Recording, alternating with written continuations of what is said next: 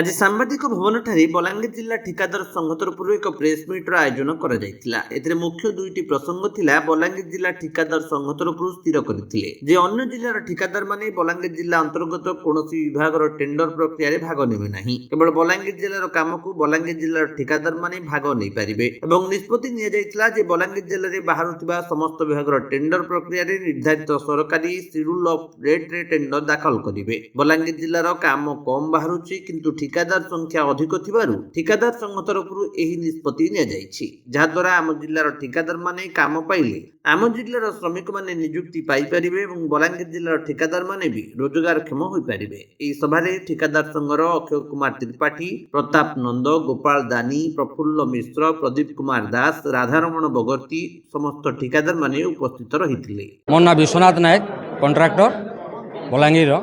Actually सरकार एवं गोटे नुआ नियम करिए जे जेते पर्यंत लेस जाई पारबा, तो से जगार काଣା होचे माने आमर कामर मानटा बहुत खराब हो जावा। आ से कारण लगी आमे चाहूँ जे कामर मानटा के ठीक रखमु और आगे भविष्य रे भल काम हेबा।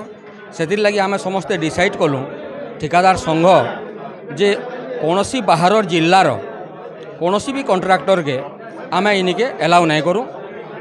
आ दुई नंबर जिनिस है जे आमे जहाँ भी करमु बिना लेस रे करमु, शिड्यूल रे करमु आ कामर मानटा के उन्नत रखमु और आमर जिल्लार उन्नति आमे निजे करमु और आमर जिल्लार जतकी भी आमर रोजगार अच्छे आमर जिल्ला भितर रहू बोली आमे सेटा चाहूँ। तेणुक आमे मेनली आमर मुख्य उद्देश्य है जिल्ला बाहर कौनसी भी कॉन्ट्रैक्टर के आमे एलाउ नहीं करूँ। और जे भी जदि कला आसिकरी तो आमर संघ तार उपरे बहुत दृढ़ कार्यानुष्ठान ग्रहण करवा आ दरकार पड़े राजरास्ता के भी ओह्लावा। से लगी आम समस्त को अनुरोध करूँ इ लिटिगेसी बिल्डर के नहीं पसंद। प्रफुल्ल मिश्र, कॉन्ट्रैक्टर, जिला कॉन्ट्रैक्टर संघर मेम्बर।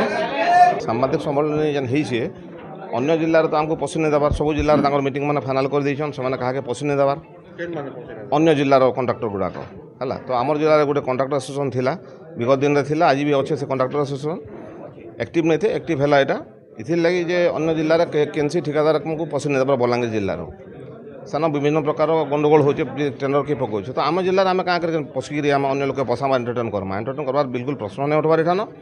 और सामाजिक बंधु मान द्वारा मुझे जन देवा चाहूँ माने ऑन बिहाफ ऑफ ठिकादार संघ बलांगीर जे आसंता दिन में जमी बाहर जिलार कौन ठिकादार आसिक आमर जिले में बलांगीर जिले में स्पेसिफिकाली कैंसी टेंडर नहीं पकाबे, तांको विनीत अनुरोध कर कहुचे माने ऑन बिहाफ ऑफ ठिकादार संघ बलांगीर इन आड़के यदि पकाले एठान बोले बलांगीर ठिकादार संघ पक्ष दृढ़ कार्यानुष्ठान ग्रहण कर नहीं आम डिसाइड कर लेस किए नहीं पकाऊ। एसआर रेट सब पड़वा, शिड्यूल रेट सब पड़वा जिला भितर। Schedule rate government rate fix कर estimated cost government rate fix कर से रेट्रे आम सब टेंडर पकामु। यहाँ आम भर सब डिसाइड हो जाए और इधर किसी आम भर तालतिल नाइन किसी जदि कौन ठिकादार बाहर जिला ठिकादार अवमानना कला तार दृढ़ कार्यानुष्ठान आवा बोले समस्त डिसाइड करूँ। आटा कहार एकला डिसीजन नहीं से ऑन बिहाफ ऑफ ठिकादार यूनियन ये डिसाइड करें जे भी बाहर जिला लोक आसिक माने पकाला तार संघ एक्टिवली तार कार्यानुष्ठान ग्रहण करवा, दृढ़ कार्यानुष्ठान ग्रहण करवा। बलांगीर अंजु पृष्टि रिपोर्ट, विश्व विजयी न्यूज ओडिशा।